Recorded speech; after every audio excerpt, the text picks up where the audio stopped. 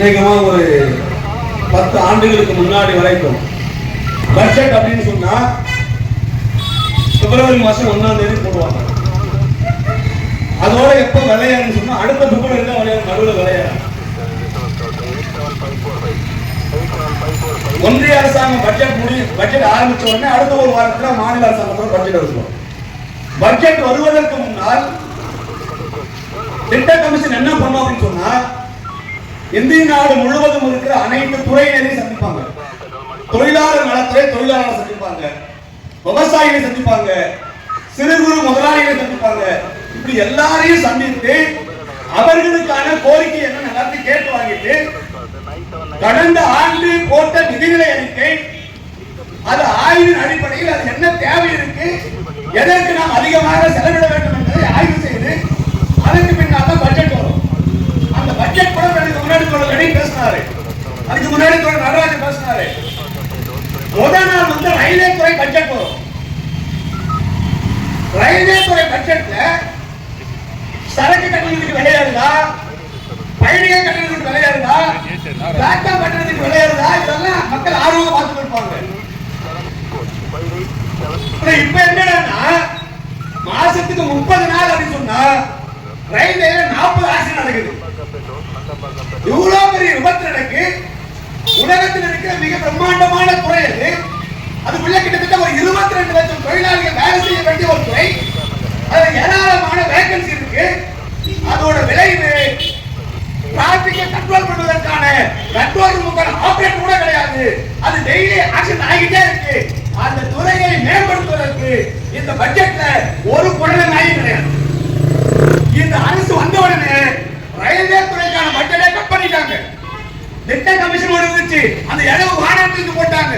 இப்ப திட்ட கமிஷன் கிடையாது, ரயில்வே பட்ஜெட் கிடையாது. எல்லாத்தையும் என்ன சொன்னா அதானி என்ன சொல்றாரோ, அம்பானி என்ன சொல்றாரோ அது செய்யக்கூடியதுதான். பட்ஜெட்டா மாறிடுச்சு. 2 மாதத்திற்கு ஒரு முறை ஜிஎஸ்டியோட ரிவ்யூ பத்தி நடக்கும்.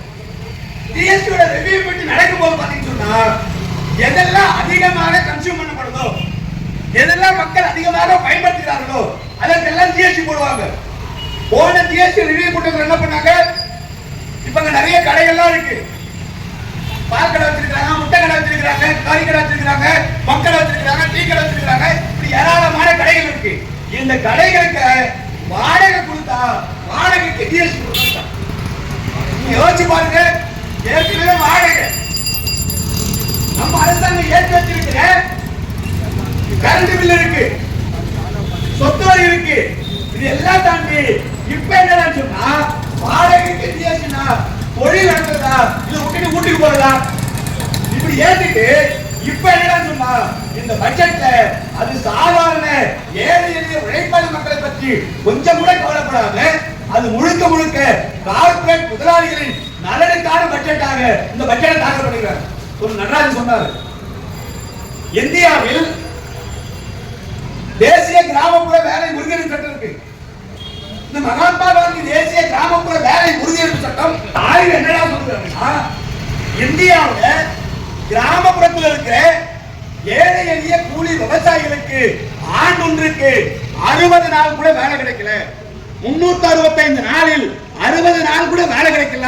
அவன் எப்படி வாழ முடியும்? எனவே குறைந்தபட்சம் ஒரு 150 160 நாளாவது அவனுக்கு வேலை வேணும், சரி பகுதி நாளாவது வேலை வேணும். அந்த வேலையை உத்தரவாதம் பண்ணுவதற்காக தான் இந்த 60 நாளோடு 100 நாள் கிராமப்புறத்தில் உணவிற்காக அவனுடைய வாழ்வாதாரத்திற்காக கிராமப்புற வேலை உறுதியளிப்பு சட்டத்தை யூபிஏ அரசு 1ல மார்க்சிஸ்ட் கம்யூனிஸ்ட் கட்சியோட முன்னெடுப்பின் காரணமாக உருவாக்கப்பட்டது.